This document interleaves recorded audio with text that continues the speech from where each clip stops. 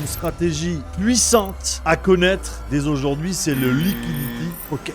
Le marché, il planque à des micro-zones de cash. Et c'est là, souvent, que le marché s'arrête avant de repartir. On va prendre un exemple. Et vous le voyez ici, on a un CB. On a envie de se mettre un petit sell limit ici dans le fair value gap, puisque c'est ce qu'on a formé. Que fait le marché? Le marché ne déclenche pas ton sell limit. Pourquoi le prix, il est parti sans toi? Malheureusement, tu aurais pu faire TP, mais t'es pas dedans. On va revenir sur l'exemple d'avant. Qu'est-ce qu'on a ici? C'est important de remarquer ces zones de liquidité externe, qui est tout simplement ici une buy side. Donc forcément, cette buy side qui regroupe des stops, il y a à l'intérieur justement aussi beaucoup de liquidité, le marché lui, c'est lui qui décide. Et donc forcément ton sell limit qui est placé là, tu vas remarquer que le marché lui, faire un sweep, il vient justement liquider cette buy side et tu le vois à la bougie et à la clôture que malheureusement le marché ne reviendra pas chercher. Ici, on fait donc un order block et en plus de ça, on a le déséquilibre qui confirme ici la cassure d'un plus bas, donc de la continuité baissière. Tu te positionnes avec un sell limit